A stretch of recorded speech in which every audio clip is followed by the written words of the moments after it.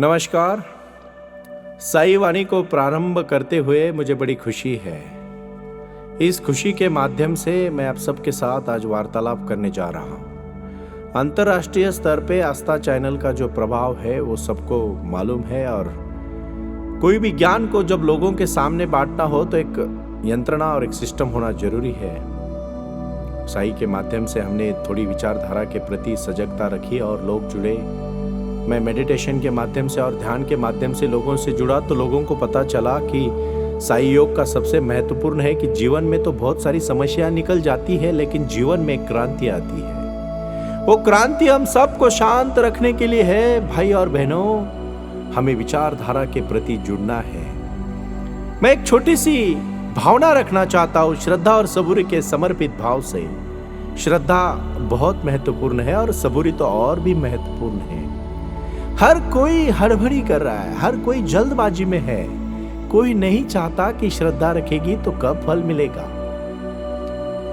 कुछ इथिक्स, कुछ प्रिंसिपल्स, कुछ भावनाएं, कुछ विचार, कुछ शक्तियां हमेशा हमें जोड़ी रहती है, और जोड़ने वाली शक्तियां ही हमें बहुत कुछ करने देती है। बहुत कुछ करने का मतलब क्या है, कैसे होती है बहुत कुछ करने का साधना और परिसीमा, इन सब के माध्यम से हम जुड़ेंगे इन सब बात के माध्यम से, विचारधारा से और एक शक्ति से। बहुत सारे लोग चिंतित होते हैं। मैंने महापुरुषों का जागर किया, जीवनियां पढ़ी उनकी, और जीवन में उन्होंने क्या किया तो भोग नहीं किया, समर्पण किया, त्याग किया, और वो त्याग सबसे के लिए एक क्रांति बना। हम भी क्रांति करना चाहते हैं। ऐसे ही भगवान नहीं बने, उन्होंने बहुत कुछ पापड़ पेले हैं। भाई और बहनों, एक कहानी बताना चाहता हूं। जो अपने जीवन में तपस्या करेगा वो हमेशा आगे चला जाएगा। एक पाथरवट होता है, पत्थर से मूर्ति बनाने वाला, और एक पत्थर की खान का मालिक होता है, उसके पास चला जाता है और उसको बोलता है कि मुझे ये पत्थर चाहिए। देखिए, वो कहानी थोड़ी सी काल्पनिक है, बट जरूर सुन लेना।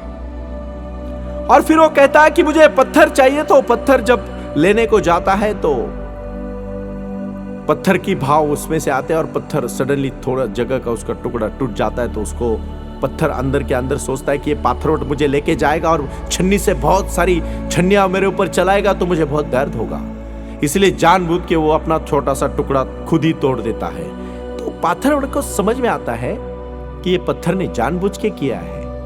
फिर वो खरीदने वाला जो पाथरवट होता है वो दूसरा पत्थर देखता है। वो खदान का मालिक उस दूसरे पत्थर को बेचता है, लेकिन उसी समय वो खदान का मालिक बोलता है, साहब आपने जो एक पत्थर लिया है और दूसरा पत्थर आप लेने गए, और पता नहीं क्यों लेकिन वो खुद थोड़ी जगह से टूट गया, तो वो अभी कौन लेगा मुझसे, आप वो भी लेके जाइए। दोनों पत्थर वो पाथरवट अपने गाड़ी में रख के लेके जाता है। घर में लेके जाने के बाद वो जो छोटा सा हिस्सा एक पत्थर का कटा था उसको और काट लेता है, और उसी को वैसे रख के दूसरे पत्थर को बनाना शुरू कर देता है। कुछ चंद दिनों के बाद उस पत्थर से वो एक बहुत अच्छी मोहक ऐसी भगवान की मूर्ति बनाता है, और मूर्ति बनाने के बाद वो मूर्ति को मंदिर में रखता है और बोलता है कि अब ये जो टूटा हुआ पत्थर है इसका मैं क्या करूं। तो उस मंदिर के यहाँ जो नीचे पायरी जो होती है ना, उसके पास वो रख देता है। हर कोई लोग आना शुरू कर देते हैं, और वो पहले उस पायरी के ऊपर पांव रख के ऊपर भगवान को फूल चढ़ाते हैं, दूध डालते हैं, भगवान की प्रार्थना करते हैं, भगवान की पूजा करते हैं। देखिए, याद इस कहानी की समय आपको मैं क्या कहना चाहता हूं। जिस पत्थर ने सोचा कि मुझे टकराव नहीं चाहिए, मुझे वो घाव नहीं चाहिए, उसको पायरी बना दी गई, और जिसने घाव सहे उसको मूर्ति भगवान की बन गई। जिंदगी का भी यही है, आसानी से चाहोगे तो पायरी बनोगे, और थोड़े से सह लोगे तो भगवान बनोगे। तो सहने की शक्ति बढ़ाओ। इसके लिए मैं मोहम्मद पैगंबर की एक छोटी सी कहानी आपको बताना चाहता हूं। मोहम्मद पैगंबर के जीवन की एक छोटी सी घटना है, और यह सत्य घटना है। ये जो घटना ने हमारे सबके जीवन में क्रांति लाई है। मोहम्मद पैगंबर रोज भोग भेंट करते थे।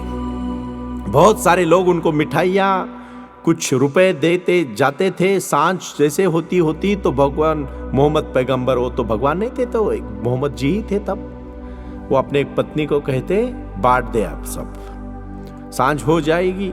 सांझ होने से पहले उनका बांटना एक उनका परिक्रमा थी, उनकी एक जीवनी बनी थी कि वो सुबह मिलता था वो शाम को बांट देते थे। ऐसा एक भी दिन नहीं गया कि जो उन्होंने इकट्ठा करके रखा। साईं बाबा की श्रद्धा करोगे तो देखिए, याद रखना बहुत कुछ नहीं होता अपने पास, बट कभी कम भी नहीं होता। इसका महत्व यही है। उसकी पत्नी पूछती है वो सब ठीक है, लेकिन मैं कभी कभी सोचती हूं जो आप सुबह जितना मिलता है शाम को बांट देते हो, आप कभी सोचते हो आपके खुद के बारे में? कभी सोचा है आपने अगर आपको कभी जरूरत पड़े तो आप क्या करोगे? कल का इंतजाम अश्रद्धा है जागतिक ऊर्जा पर, विश्व प्रमाण पर। कोई शक है तुझे? मैं नहीं चाहता कि मैं अश्रद्धा करूं और कभी कहीं इकट्ठा करके रख दूं, लेकिन कितना इंतजाम कर पाऊंगा, कितना इंतजाम कर पाऊंगा मैं अगर इकट्ठा करूंगा तो? मेरे इंतजाम में कहां तक कम पड़ेगी? मोहम्मद कहते हैं बांट दे, कल सुबह फिर श्रद्धा के साथ प्रतीक्षा कर, भगवान तुझे कभी कम पड़ने नहीं देंगे। मोहम्मद कहते हैं मैं आस्तिक हूं तो कल के लिए बचा कर नहीं रख सकता, नहीं तो परमात्मा क्या कहेगा कि मोहम्मद तेरा इतना भी भरोसा नहीं कि तू रोज सांझ सब बांट जाता है। फिर मोहम्मद बीमार पड़ते हैं तो उनकी पत्नी थोड़ा मन के मन में सोचती है कि कुछ बचा के रखो, खैर कल सुबह कोई लाएगा तो ठीक है, लेकिन आधी रात को कौन लाएगा? तूने 5 दिनार तकिए के नीचे छिपा देती है, सांझ को सब हटा जाता है, लेकिन 5 दिनार वो तकिया के नीचे छुपा के रखती है मन के मन में, क्योंकि उसको पता है आज मोहम्मद बीमार है, कल रात को शायद इसी रात को कुछ जरूरत पड़े तो कहां जाएंगे, कौन देगा? रात को 12 बजे मोहम्मद बड़ी तड़पन में होते हैं, बड़ी पीड़ा में होते हैं। आखिर उन्होंने अपनी चादर उगाड़ी और अपने पत्नी से पूछा ये क्या है? मोहम्मद गरीब नहीं है, तू कुछ घर में बचा के रखी है। उनकी पत्नी घबरा जाती और उनकी आपको कैसे पता चला? मोहम्मद बोल देते हंस के, तेरे चेहरे से, क्योंकि तू उतनी निश्चिंत नहीं है जैसे हर दिन होती है, सदा के लिए होती है।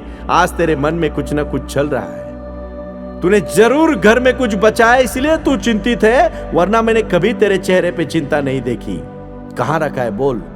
तो वो अपने तकिया के नीचे से वो 5 दिनार निकाल के देती है और फिर से मोहम्मद उसके बोलते हैं चल आवाज दे, किसी को कोई ना कोई आएगा। वो आवाज देती है तो एक भिखारी भागा भागा आ जाता है। मोहम्मद कहते देख तू देना चाहती है ना, तो लेने वाला कोई ना कोई आ गया, तेरे दरबार में आ गया, तेरे इस गरीब की झोपड़ी में आ गया। फिर वो भिखारी को 5 दिनार दिए जाते हैं और फिर वो कहते हैं अभी मैं निश्चिंत सो जाऊंगा, मुझे अभी कोई डर नहीं, तू भी निश्चिंत सो जा। याद रखना भाई और बहनों, इस कहानी का मतलब क्या है पता है आपको?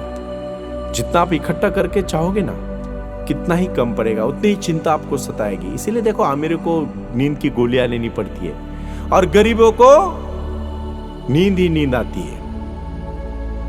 क्या है रे जीवन में? किस बात के लिए आप इतना पीड़ा में हो? क्या संग्रहित करना चाहते हो आप? हाँ, उतना जरूर चाहिए कि जो आप व्यवहार कर सके, बट उतना मत इकट्ठा करिए कि जो आपको नींद उड़ा दे। मैं कहना चाहता हूं सबको, यहां शांति और सुख समाधान तो मिलता रहेगा भाई और बहनों, बट अपने जीवन के सिद्धांतों के प्रति अड़िग रहिए, कष्ट करिए, मेहनत करिए, जीवन में अपना मेहनत कर करके अपना एक विशाल ऐसा मुकाम रखिए। मैंने अभी अभी एक बात पढ़ी है कि उस देश का भविष्य नहीं है जिस देश के लिए कुछ मिशन और विजन नहीं है। मैं उतना ही कहूंगा, उस आदमी और औरत का कोई भविष्य नहीं है जिनका कोई लक्ष्य नहीं है। बड़ा लक्ष्य रखिए, अपने जीवन में कार्य करते रहिए और अपने जीवन को बहुत ऊंची उड़ान तक लेके जाइए। यही आज साईं वाणी का संदेश है। ओम साई राम, ओम साई राम, ओम साई राम।